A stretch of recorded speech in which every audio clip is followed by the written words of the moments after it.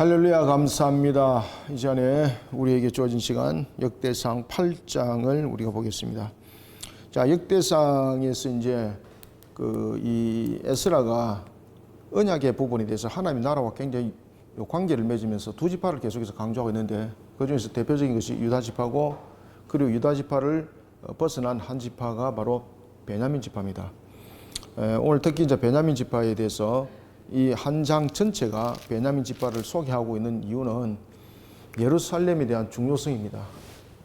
예루살렘에 대해서 그 중요성은 신앙에 대한 부분들이 중요성이지 지역적 부분에서 중요성을 가지고 있지 않습니다.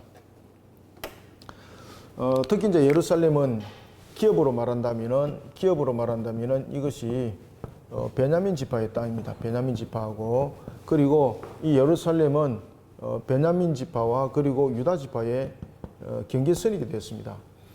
이런 부분들에 대해서 누구도 이 부분들은 정복 전쟁을 일으킬 때에 차지하지 못했던 부분들입니다. 물론 이제 초기에는 유다 지파가 예루살렘을 점령을 했습니다만은 나중에는 이제 이 부분들은 유다 지파의 기업이 아닌 거로 끝까지 유지가 되지 못합니다. 그리고 유다 지파가 여기서 빠지는 거죠. 그때 베냐민 지파 입장을 차지하지 않습니다. 왜 그런가 하면은 지형적으로도 자신들의 여러 가지 부분에서 유리한 입장이보다는 불리한 입장들이 계속해서 반복적으로 일어나는 겁니다. 그러다 보니까 여부수 족속을 두려워했던 그들이 점령을 하지 못하는 것이죠. 믿음이 없었던 것이죠. 속된 말로 말하면은 갈렙이 헤브론을 하나님께서 나에게 주심으로라는 것을 믿음으로 점령했는데, 베냐민 지파는 하나님께서 이미 주신 기업을 믿음으로 그들은 성취하지 못합니다. 이런 베냐민 지파에 대한 내용들이 나중에는 세월이 흘러서 사울이 왕이 됩니다만은 여전히 회복을 하지 못할 때에 이 부분들을 다윗이 회복을 시키게 되는 겁니다. 물론 이제 다윗은 사울의 집안과 굉장히 원수되는 부분들이 있습니다. 다윗이 원수가 아니라 사울 집안이 다윗을 원수 삼는 것입니다. 이런 가운데 이제 남과 북이 이제 갈라질 때에 이 베냐민 지파가 남쪽 지형으로 신앙에 따라서 베냐민 지파가 남쪽에 베냐민 지파가 유다 지파와 함께하는 지파가 있고, 그 다음에는 베냐민 지파가 북쪽 지형 속에 함께 흘러가는 둘로 나눠지는 그런 속에 있습니다. 특히 이제 8장에 이제 등장하는 것들은 바로 이와 같이 남쪽 지형 속에서 신앙을 선택한 자들을 베냐민 지파를 집중적으로 소개를 하고 있습니다. 그리고 이제 베냐민 지파가 7장도 마찬가지고 8장에서 이제 계속해서 등장하는 이유는 베냐민 지파가 첫 번째는 예루살렘이 그들의 기업이기 때문이었고, 그 다음에 두 번째는 예루살렘으로 귀환할 때에 베냐민 지파가 유다 지파 다음으로 이 포로 귀환을 할 때 많은 수가 포로로 귀환을 하게 됩니다. 이런 부분에 대해서 언약의 중심에 세워졌던 자, 그리고 하나님의 속한 자로서의 그 기업들을 이어갔던 지파, 베냐민 지파가 이와 같이 소개되어지고 있는 것이 바로 8장입니다. 자, 이런 8장 텍스트를 보고 그냥 바로 진행하겠습니다. 베냐민이라는 자는 맏아들 벨라와 둘째 아스벨과 셋째 아히라와, 여기서 이제 베냐민이라고 이제 이야기를 하고 있는 것은 제가 방금까지 이야기했던 그 내용들입니다. 언약의 전통을 지켜왔던 그 내용들 속에 함께한 베냐민 지파, 그러니까 속된 말로 말하면은 남쪽 유형 속에 있는 신앙을 선택한 자들입니다. 이런 부분들을 이제 소개할 때에 베냐민 자손에 대한 부분들을 둘로 나누는데, 특히 이제 8장 1절부터 쭉 내용을 전개해 나가면은 이 속에서 이제 28절까지는 일반적인 베냐민 자손에 대한 내용들을 담고 있고, 그 다음에 이제 29절부터 이제 40절 이하에는 중심이 이제 베냐민 지파 가운데 사울 왕가가 중심이 됩니다. 근데 사울 왕가가 중심이 될 때도 신앙 가운데에 이와 같이 유다 지파와 함께 하였던 부분이 중심이 됩니다. 소개를 할 때에 이런 중심이 되어서 소개가 되어지는 것을 볼 수가 있습니다. 베냐민이 낳은 자는 맏아들 벨라와 둘째 아스벨과 셋째 아히라와 넷째 노하와 다섯째 라바이며, 벨라에게 아들들이 있으니 곧 앗달과 게라와 아비훗과 아비스와 나만과 아호아와 여기서 이제 족보를 쭉 이래 나열해 오는 것은 이제 이 부분들이 어떻게 형성되었는가라는 과정들을 이제 소개하는 것이죠. 이때 베냐민 지파의 이 기술하는 것들이 여러 가지 부분에서 보면은 우리가 이제 유형을 잘 아셔야 되는데, 특히 이제 7장에서 우리가 이제 지난주에서도 봐왔던 것처럼 7장 이사갈, 베냐민 지파, 납달리, 므낫세 자손, 에브라임 자손. 자, 이 자손들은 여러분 어느 쪽에 있는, 우리가 요단강에 보면은 요단 동편에 두 지파 반이 있고, 그다음에 요단 서편에 이 남은 그 지파들이 있지 않습니까? 여기서 이제 이 남쪽 유형에 두고 있는 이 유다와 가장 인근에 있는 그 지파들이 지금 여기에 소개되어지고 있습니다. 그것이 바로 7장에 대한 내용이고, 그리고 8장은 베냐민 지파가 이런 부분에 대해서 그 설명되고 있을 때에 여러 가지 부분에서 여기 이제 경계선을 가지고 있는 거죠, 그죠? 경계선을 가지고 있는 그 베냐민 지파가 여기 소개되고 있습니다. 그래서 7장에서 소개되고 있는 것은 유다 지파와 이와 같이 경계를 이루고 있는 서쪽 쪽에 있는 지파들입니다. 전부 다 서쪽 쪽에 있는 지파들에 대한 부분들이 내용들이 담겨져 있습니다. 에훗 5절 봅시다. 게라와 서부반과 후람이라. 에훗의 아들들은 이러하니라. 그들은 게바 주민의 우두머리로서 사로잡혀. 여기서 이 사로잡혀라는 것을 여러분들이 표현을 할 때 무슨 포로기로 보시면 안 됩니다. 이 포로기 아닙니다. 여기서 사로잡혔다는 것은 포로기를 말하고 있는 것이 아닙니다. 앞에 내용들을 보시면 우두머리로서라고 말합니다. 그래서 에훗의 아들들은 이러하니라. 그들은 게바 주민의 우두머리로서 사로잡혀 마하낫에 갔으니, 이게 이제 무슨 말인가 하면은 이들이 이제 그 족속을 이뤄서 마하낫으로 이주했다는 뜻입니다. 그래서 사로잡혀라는 것이 아니고 이 부분들은 글로 이주하였습니다라는 뜻입니다. 이게 이주했다는 겁니다. 이주했다는 뜻입니다. 사로잡혀라는 것은 이주했다라는 그런 의미를 가지고 있습니다. 사로잡혀 마하낫으로 갔으니 곧 나만과 아히야와 게라이며, 게라는 또 우사와 아이웃을 낳았으며, 사람은 두 아내 후심과 바라를 내보낸 후에 모압 땅에서 자녀를 낳았으니. 자, 여러분들 에스라가 강조하고 있는 것이 무엇인가 하면은 신앙이거든요. 신앙. 여기서 이제 보면은 이제 이 에스라가 이런 부분들에 대해서 이제 족보를 조사하면서 이런 부분들이 전부 다 확인된 거죠. 특히 이제 사하라임은 두 아내를 내보냈다는 거죠. 사하라임. 자, 여기서 사하라임의 선택이 무엇일까? 여기서 사하라임의 선택은 신앙이 아니라는 겁니다. 신앙이 아니고 육신의 선택을 한 겁니다. 육신의 선택. 정욕의 선택입니다. 정욕. 그래서 이 사하라임이 자신의 두 아내를 내보내버리고 모압 여인을 취합니다. 오늘 여기서 보면은 8절에 보면 모압 땅에서 자녀를 낳았다라는 것은, 모압 땅에서 자녀를 낳았다는 것은 그가 두 아내를 내보내고, 두 아내를 내보냅니다. 두 아내와 이혼했단 말입니다. 이게 내보냈다는 것은 현대 버전으로 말하면 이혼했다는 뜻입니다.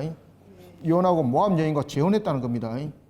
왜 모압 여인과 그러니까 두 아내를 내보내고 난 이후에 재혼했다는 뜻이 아닙니다. 모압 여인과 재혼하기 위해서 두 아내를 내보냈다는 뜻입니다. 아시겠습니까? 그러면은 그가 이 두 아내를 내보낼 만큼 모압 여인이 굉장히 육신적으로, 정욕적으로 자신에게 굉장히 친근감 있게 다가왔다는 겁니다. 사람이 이런 선택을 할 때에 사람이 내보낸 아내 중에서 한 사람을 보십시오. 후심이라는 아내가 있습니다. 후심. 두 아내가 이제 내보내지는데,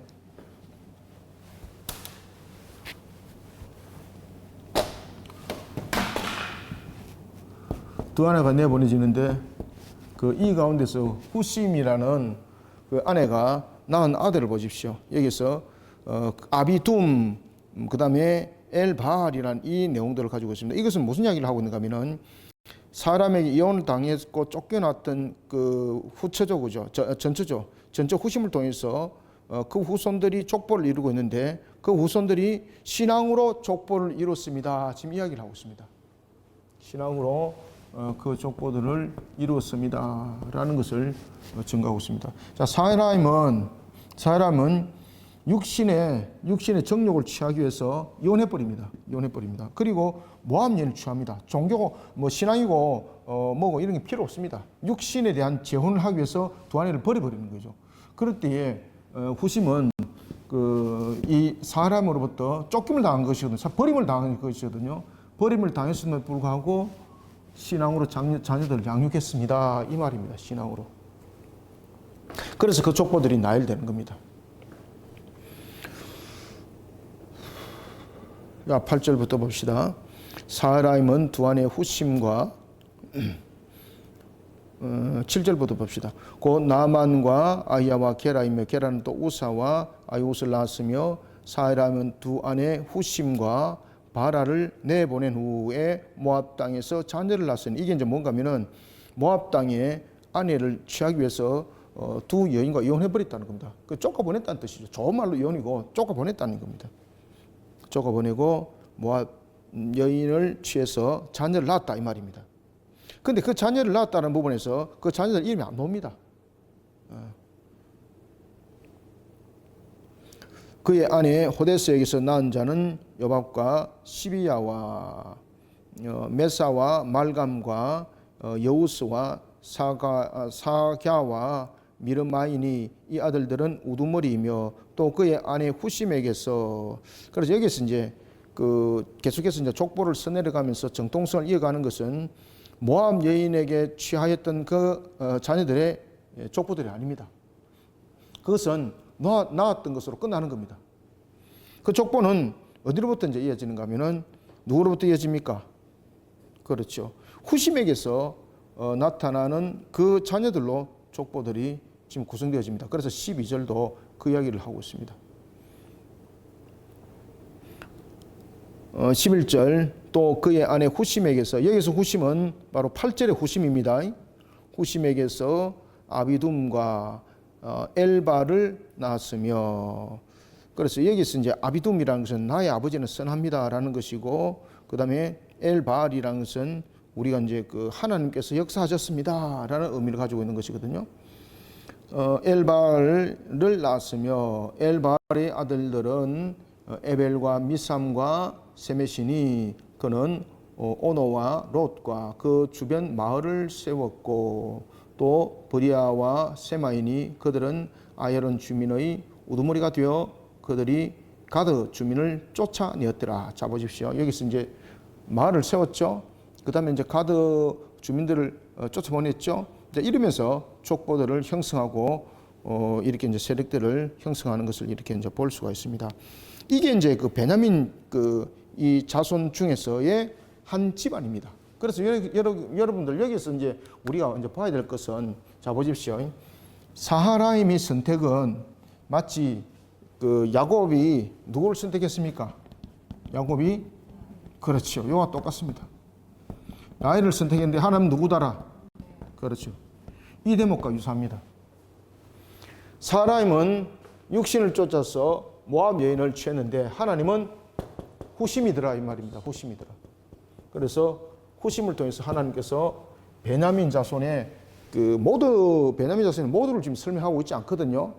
지금 여기서 여러분들이 굉장히 중심적으로 봐야 될 것은 지금 베냐민 자손에 대해서 이야기를 할 때에 그 집안의 장자들을 이야기하고 있는 것이 아닙니다. 지금 이게 장자들 이야기를 하고 있는 것이 아니라 신앙 가운데서 하나님의 언약의 정통을 이어갔던 그리고 또한 예루살렘의 주류를 이뤘던 그런 베냐민 지파에 대해서 지금 이야기를 하는 겁니다. 아시겠죠? 그죠? 그러니까 따지고 보니까 아무것도 없잖아. 그죠? 후심 같은 경우는 남편으로부터 사하람으로부터 쫓겨났지 않습니까? 쫓겨났습니다. 그냥 우리로 말하는 그런 이혼 소송을 통해서 무슨 재산 분가받고 이런 것도 없습니다. 그냥 쫓겨난 겁니다. 쫓겨난 거. 쫓겨났음에도 불구하고 자녀들 두 아들을 신앙으로 키워 여러분들. 신앙으로 키워. 그리고 그 신앙 속에서 이들이 유다 지파와 굉장히 근접해 있습니다. 그리고 신앙 속에서 예루살렘이 있기 때문에 신앙 속에서 그 예루살렘을 떠나지 않습니다. 아시겠습니까?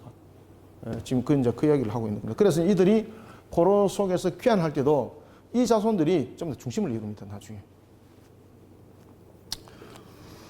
12절 엣발의 아들들은 에벨과 미삼과 세메시니 그는 오노와 롯과 그 주변 마을들을 세웠고 또 브리아와 세마이니 그들은 아야론 주민의 우두머리가 되었고 하나님께서 세우신 거죠. 아시겠죠, 그죠? 그냥 그 하나님께서 관라복으로 두질 않아요. 사실은 그 남편으로부터 쫓김을 당하면은 전전긍긍해서 그들이 생명만 부지해도 그 할 것인데 하나님께서 후심의 자녀들을 우두머리 만들어요. 이게 이제 누구의 역할인가 하면은 하나님의 주관하심이에요. 하나님의 주관하심. 그래서 우리가 비록 쫓겨날지라도 신앙 가운데 여러분들 세워진 자들은 하나님께서 세우시고 하나님께서 만들어가요, 여러분들요. 여기서는 혈통도 필요 없고 어떤 것들도 필요 없습니다. 가장 중요한 것은 신앙관이죠. 14절 아히요 사삭과 여레목과 스바디아와 아락과 에델과 미가엘과 이스바와 요한은 다 브리아의 아들들이요 스바디아와 머술람과 히스기와 헤벨과 이스므레와 이스라와 여바은 다 엘바알의 아들들이 보십시오. 그죠?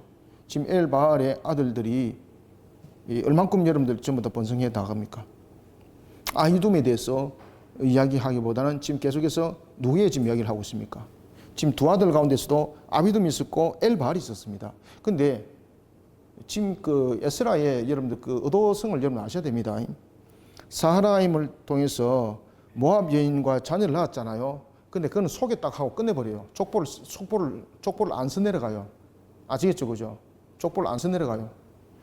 그 다음에 후심을 통해서 두 아들 낳았습니다. 후심을 통해서 아비돔과 엘바알을 낳았습니다. 근데 아비돔에 대해서는 전혀 아무도 소개 안 해요. 누구만 소개해요? 엘바알을 소개해요. 엘바알을. 이걸 잘 찾으셔야 돼요. 이거는 이제 무엇을 말하고 있는 겁니까? 신앙의 정통성을 지켜나갔던 혈통들을 이야기를 하고 있습니다. 그 집안들을 말하고 있습니다. 그 자손들을 말하고 있습니다. 그들을 말하고 있습니다. 그들을. 19절 야김과 시그리와 삽디와 엘리에네와 실르데와 엘리엘과 아다야와 브라야와 시므라선 다 시므이의 아들들이요 이스반과 에벨과 엘리엘과 압돈과 시그리와 하난과 하나냐와 엘람과 안도디아와 이브드야와 버누엘은 다 사삭의 아들들이요. 그래서 전부 다 누구 소개하고 있습니까 지금? 그렇죠. 엘발. 그죠? 딱 한 사람이 이야기를 하고 있죠. 그죠? 엘발이 누구였다고요? 후심의 아들. 사람으로부터 쫓김을 당한 그런 아내의 아들. 그 아들 가운데서 둘로 갈라졌죠. 그래서 야곱이 보면은 하나님은 레아를 선택했지만 야곱은 라헬을 선택하잖아요. 그런데 하나님은 끝끝내 누구를 사용합니까? 레아를 사용하죠. 라헬은 막벨라 고라도 들어가지 못하고 길에 그냥 매장되죠. 그죠? 그리고 또 하나는 여러분들이 이제 잘 아셔야 될 것은 하나님께서 여기서도 이제 그 이야기를 하고 있습니다. 이삭을 통해서 하나님께서 에서와 야곱을 낳습니다. 근데 하나님의 선택은 누굽니까? 야곱이죠. 그죠? 지금 여기서도 후심의 아들들을 통해서도 마찬가지입니다. 후심의 아들을 통해서도 아비둠과 엘바알이 있습니다.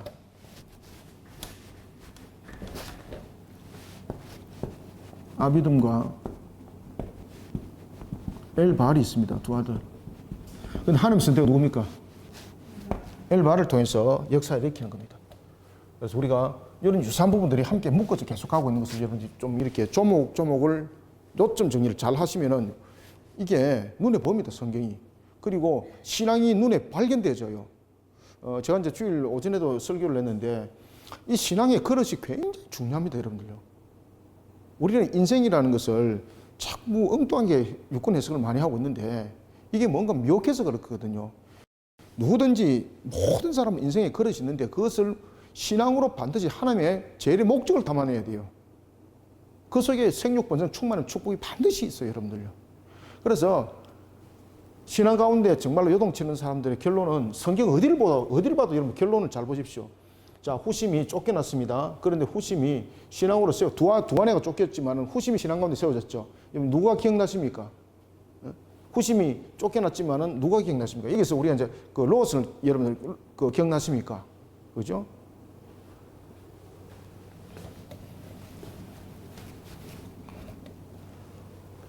우리가 다윗이 그 세워지기까지는 그 모압 여인이었던 그 여인 자신의 선택은 신앙의 선택이었거든요.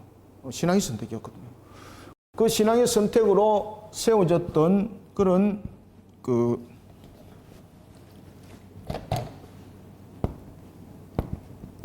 롯이죠, 그죠? 롯을 통해서 이 이방 모압 여인을 통해서 세워질 때에 하나님께서 그를 세우잖아요. 여호와를 향한 신앙 가운데 세워졌던 것들, 이런 것들이 전부 다 계속해서 포커스를 맞추고 있는 것이거든요. 이삭도 마찬가지고 하나님께서 선택하심에 대해서 이야기를 하고 있고, 그 다음에 후셈도 보면은 쫓겨났지만 그럼에도 불구하고 자녀들을 신앙 가운데 세워 나가죠. 그런데 그 신앙 가운데 세워 놨을 때 하나님께서 엘바알을 씁니다. 엘바알이 신앙 가운데 세워진 자였습니다.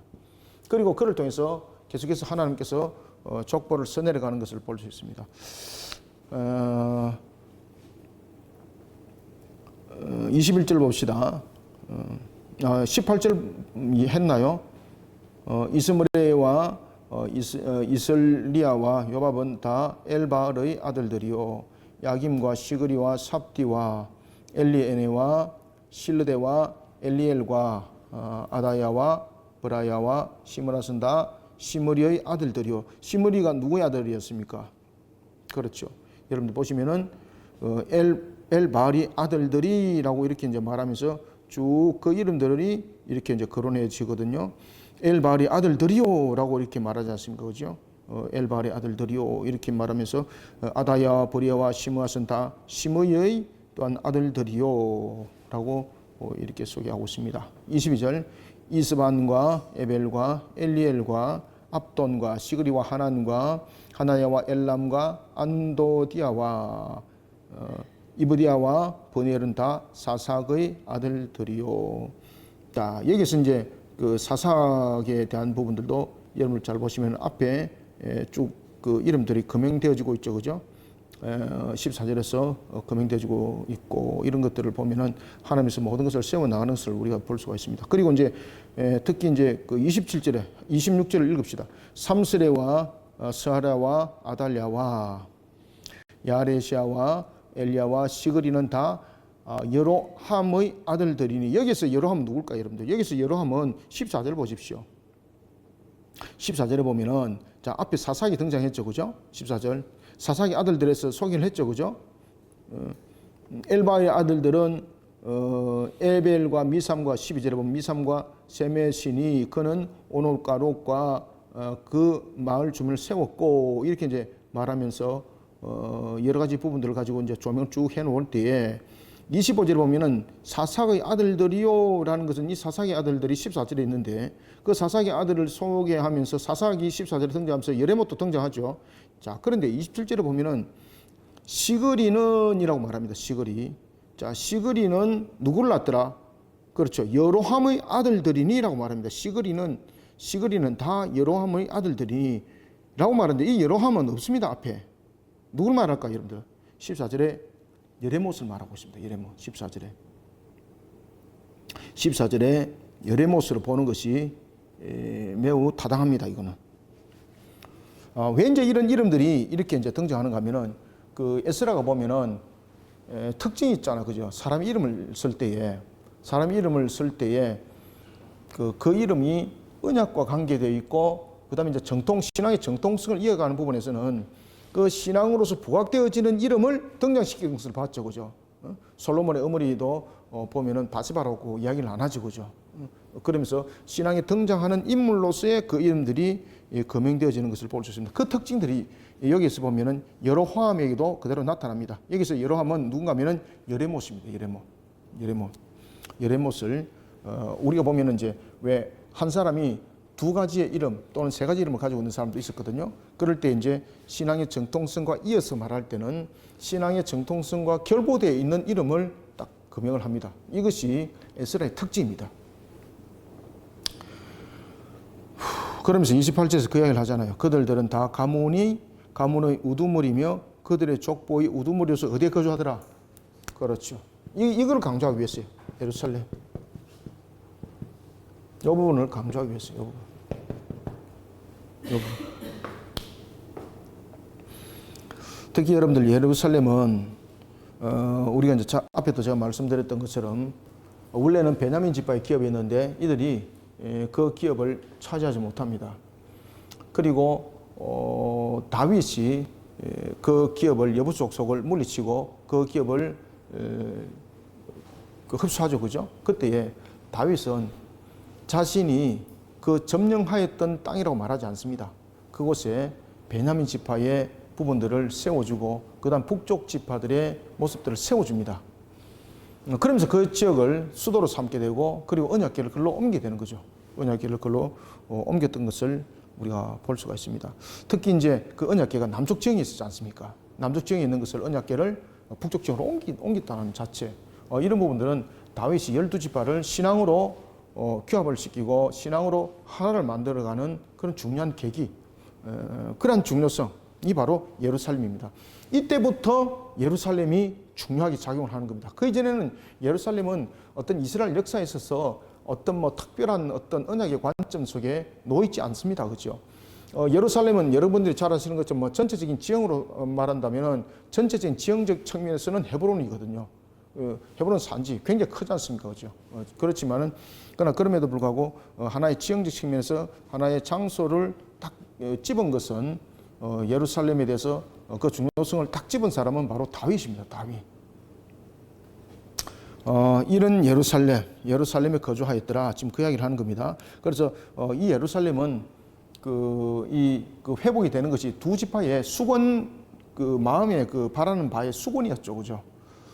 왜냐하면 이제 예루살렘 같은 경우는 유다 지파 같은 경우는 다윗이 정복함으로써 그 부분에 대해서 자신들은 회복되기를 원했고, 베냐민 지파는 자신들의 기업이기 때문에 회복되기를 원했고, 그렇기 때문에 바벨론 포로에 있어서 예루살렘으로 귀환할 때에 두 지파가 제일 많이, 그 가운데서 제일 많이 예루살렘으로 돌아온 지파는 유다 지파죠, 그죠? 그 다음 두 번째로 많았던 지파가 베냐민 지파가 되었던 것은 이런 신앙의 관점들, 기업의 관점들, 그 다음에 다윗이 이 부분들을 세웠던 부분에 대해서 유다 지파가 직접적 관계를 가지고 있었던 이런 부분들이 전부 다 하나의 접목점을 이뤄서 가게 됩니다. 그런 예루살렘이 신앙의 중심에 이제 축을 이루었던 겁니다. 자, 이 부분들을 이제 설명하기 위해서, 강조하기 위해서 우두머리로서 예루살렘에 거주하였더라 이야기를 하는 겁니다.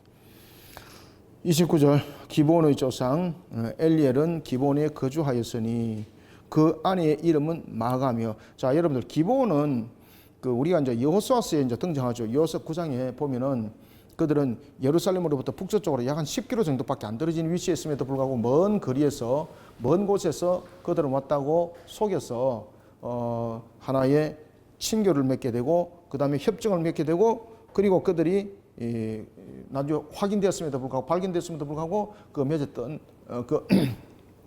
그 약속, 협정에 의해서 그들은 어떤 해도 입지 않습니다. 그러나 다만 하나, 이들이 자신들의 신변을 그들은 보장받기 위해서 선택하는 것이 무엇인가 하면요, 평생 자신들이 영원히 성전에서 물기르는 자 되겠습니다. 그대로 그들이 이루어지게 되는 겁니다. 이러한 기브온의 그러한 자손들이 예루살렘으로 돌아올 때도 다른 지파들이 돌아오지 않는데 이들은 정말로 자유를 찾아서 갈 수 있습니다. 그러나 그럼에도 불구하고 그들이 어디로 옵니까? 예루살렘으로 돌아왔던 자들이죠. 그죠?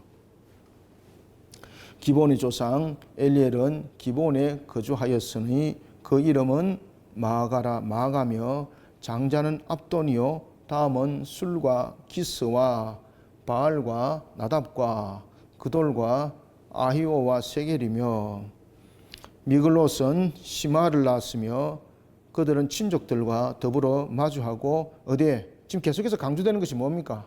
그렇지, 예루살렘이죠, 그죠? 예루살렘은 계속해서 예루살렘 강조하는 거예요. 예루살렘이 원래 지형적으로 원래 중요한 곳이 아니었죠, 그죠? 예루살렘의 선택은 신앙의 선택이었습니다. 신앙의 선택. 이 신앙의 선택은 누구로부터 일어났습니까?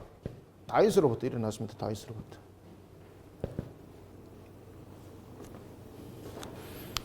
그래서 지금 이 본문에서 등장하고 있는 이 족보들은 예루살렘에 거주하였던 그런 이 하나의 가문들을 지금 소개를 하고 있는 겁니다.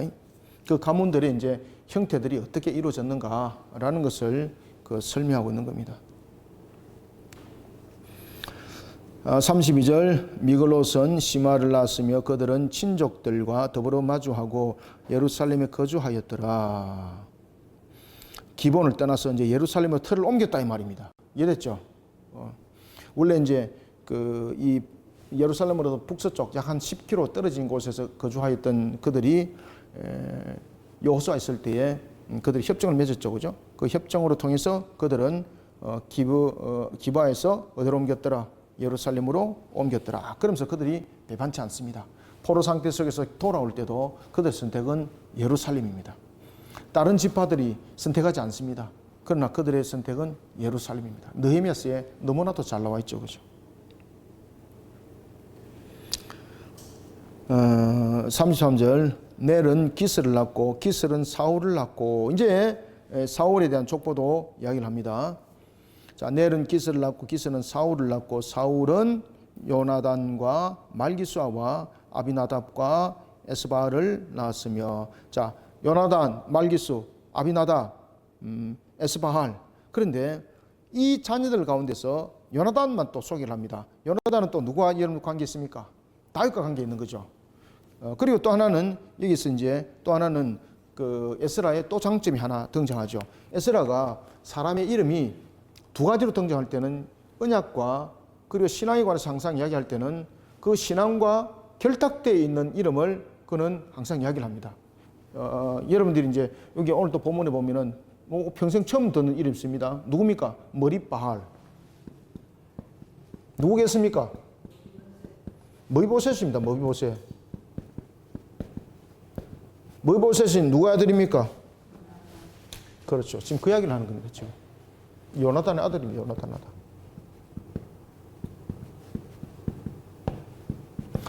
이 머비보셋을 머리빨이라고 이야기를 합니다. 머리빨. 이 이야기는 왜 그 이름을 머비보셋이라 쓰고 있지 않는가 하면은 자, 머비보셋은 사울의 아들로서의 하나의 혈통으로서의 그 아들 중심인데 여기서 머리빨은 뭔가 하면은 신앙 속에서 그의 모습을 조명하고 있습니다. 그래서 머비보셋이라는 이름을 안 써요. 머리빨은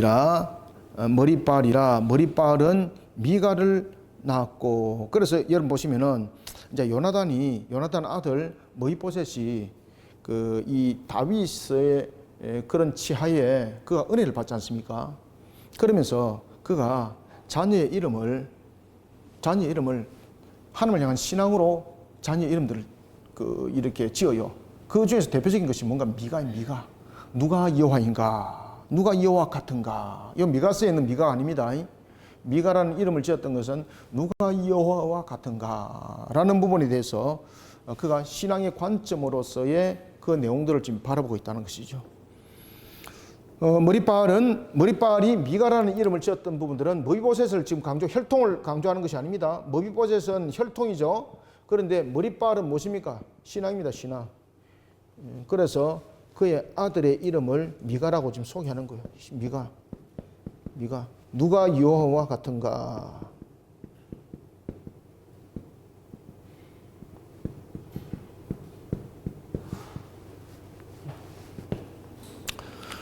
그러니까 굉장히 역대상은 보면은 그 동일 인물인데 그 이름을 신앙과 관계된 유착된 이름으로서 소개하고 있는 것이 이 에스라의 의도성입니다. 이게 의도성.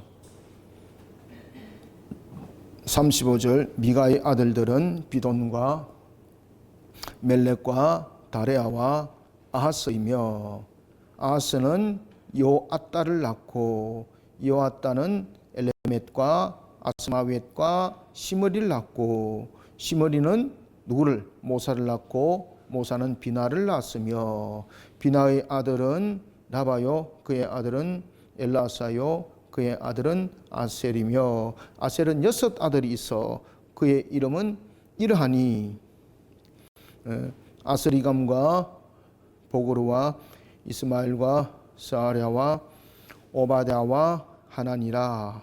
에셀의 모든 아들들이 이러하며 39절. 그의 아우 에색의 아들은 이러하니 그의 맏아들은 울람이요 둘째는 여우스요 셋째는 엘리베르셀이며 울람의 아들들은 다 용감한 장사요 활 잘 쏘는 자라. 자, 여기서 이제 베냐민 지파의 특징이 나타났죠. 베냐민 지파의 특징이 뭡니까? 베냐민 지파는 두 가지 무기를 잘 사용했습니다. 우리가 사사기에 그 내용들 등장하죠, 그죠? 사사기. 그래서 베냐민 지파가 적은 수로 인해도 그 남은 지파들을 11지파를 대해서 싸웠지 않습니까? 이게 베냐민 지파가 이게 여러 가지 부분에서 이제 이 그 장점들이 있는데 이 베냐민 지파가 잘 사용했던 전통적으로 보면은 왜 그 우리나라도 보면은 그 이 전통적으로 그 여성분들이 보면 손으로 뭐 하는 걸 잘하잖아, 그죠? 뭐 특히 이제 뭐 활이라든지 뭐 이런 것들을 보면은 뭐 올림픽에서 뭐 20년, 30년 이렇게 뭐 계속해서 금메달을 따지 않습니까, 그죠? 이 정교함. 특히 이제 베냐민 지파는 손으로 뭘 하는 것을 굉장히 이런 아마 그 유전적으로 그런 재능이 있었던 것 같아요. 그래서 이들이 두 가지를 굉장히 사용을 잘하는데 활을 잘 쏘았습니다. 그 다음에 돌팔매 그 물맷돌 있지 않습니까? 다윗이 보면은 왜 그 골리앗을 무너뜨릴 때 돌팔매를 통해서 무너뜨릴 때 물맷돌을 사용했죠, 그죠? 이 물매는 뭔가면은 그냥 우리가 단순하게 사용하는 이런 돌이 아니고 제가 한번 그 인터넷에서 한번 봤는데 와 이게 폭탄입니다, 폭탄. 이게 가죽끈이란지 이런 데다가 이어가지고 요렇게 고리 만들어가지고 요렇게 해가지고 이렇게 돌려서 던지는데 와 그 명중률이 자기가 원하는 곳에 다 던지는 거예요. 원하는 곳에 그냥 총 쏘는 것과 똑같아요. 근데 이게 화력이 총알보다도 화력이 더 세요. 굉장한 거예요. 그러니까 이게 그 물매를 사용을 잘했습니다. 이 베냐민 지파가. 울람의 40절 봅시다. 울람의 아들은 다 용감한 장사여 활을 잘 쏘는 자라. 아들과 손자가 많아 모두 150명이었더라. 베냐민의 자손들은 이러하였더라. 자, 베냐민 자손 전체를 다 설명한 것 아니죠, 그죠? 베냐민 자손 가운데서도 이와 같이 신앙 속에 세워졌던 자들, 하나님께서 그들을 용맹하게 만들으셨고, 그리고 또한 그 모습들을 잘 이루어간 것을 볼 수 있습니다. 그리고 이제 특히 오늘 저 8장에서 29절 부분에 대해서는 이제 기본의 자손들이 왜 예루살렘에 정착했는가를 설명했죠, 그죠? 그 다음에 두 번째는 예루살렘에 정착했던 특히 이제 왕과 중에서 보면은 누구 자손이 머물렀습니까? 결국은 그 이 요나단의 아들 가운데서 누구예요? 머리빨이죠, 그죠? 머리빨이 낳았던 미가 그 아들들이 이렇게 또한 중심이 되죠. 예루살렘에 그랬던 중심이 되죠. 그러니까 이 예루살렘에 베냐민 지파들이 중심이 되었던 세력들이 잘 보십시오. 전부 다 한번 따져보세요. 누가 전부 다 관계 있습니까? 전부 다윗과 연관되어 있습니다. 다윗과 전부 다 다윗과 연관되어 있습니다. 자, 우리가 이제 이런 모습들을 이제 볼 수가 있고, 또 하나는 우리가 8장에서 보면은 베냐민 지파 여러 자손이 있음에도 불구하고 어느 자손이 나중에 쓰임 받습니까? 사하람이 두 아내 가운데서 후심의 아들 가운데서도 누굽니까? 엣발. 그렇죠. 이 엣발이 여러 가지 부분에 대해서 그 자녀들을 형성을 하는 것을 볼 수가 있습니다. 그때 하나님께서는 이들을 하나하나 만들어서 또한 쓰임 받게 하는 것을 봅니다. 자, 이를 통해서 우리가 이제 또한 마지막으로 정리를 한다면은 모든 것은 혈통의 중심이 아니고 가문의 중심이 아니고 결국은 신앙의 중심이다라는 것입니다. 하나님께서 세우는 자도 신앙의 중심이었고 서는 자도 신앙의 중심이었습니다. 그런데 이 신앙의 중심을 행하기 위해서는 우리의 의지적 결단과 결정이 참 중요하다는 겁니다. 무엇을 선택할 것인가? 이게 굉장히 중요합니다. 여러분들 무엇을 선택할 것입니까? 항상 신앙을 선택해서 신앙 중심에 항상 머무르시길 바랍니다. 그런 속에 하나님의 은혜가 차올라 넘칠 줄 믿으시길 바랍니다. 여기까지 하겠습니다. 감사합니다. 수고하셨습니다. 하나님 감사합니다. 주님께서 오늘도 우리를 펼쳐주시고 열어주시는 모든 여정들 과정들 속에 하나님의 영광만이 더 높여지기를 소원소망합니다. 오늘도 우리에게 주신 말씀, 베냐민 자손 가운데서도 특별히 하나님으로부터 쓰임받았던 그러한 가문들이 여호와를 향한 신앙으로 선택이었습니다. 특히 참으로 남편으로부터 쫓김을 받았던 후심, 그렇지만 그 후심은 자녀를 여호와를 신앙으로 세웠고 그 여호와의 신앙으로 세웠던 아들 가운데서도 엣바알이 쓰임받았던 것을 봅니다. 요나단의 아들들 가운데서도 또한 사울의 아들들 가운데서도 특히 요나단의 아들이었던 모이보세, 그 이름이 머리발이라 하였던 것처럼, 그의 아들을 미가라고 이름 지었던 것처럼 결국은 하나님을 향한 신앙의 중심에 세우신 자들이 예루살렘에 남아 있었고, 그리고 또한 예루살렘으로 돌아오는 자들이었습니다. 우리의 모든 선택은 항상 여호와를 향한 신앙이 되기를 원합니다. 우리 성도들, 여호와를 향한 신앙의 선택으로 모든 것이 예루살렘이 회복이 받은 것처럼 산업이 회복받게 하여 주시고, 모든 생업이 회복받게 하여 주시고, 모든 것이 생육번성 충만함으로 하나님의 축복의 선언적 속에 담겨지게 하여 주옵소서. 오늘도 우리의 주신 말씀을 상가 만판 속에 잘 각인하고 새기길 소망하며 예수님의 이름으로 기도드립나이다. 아멘.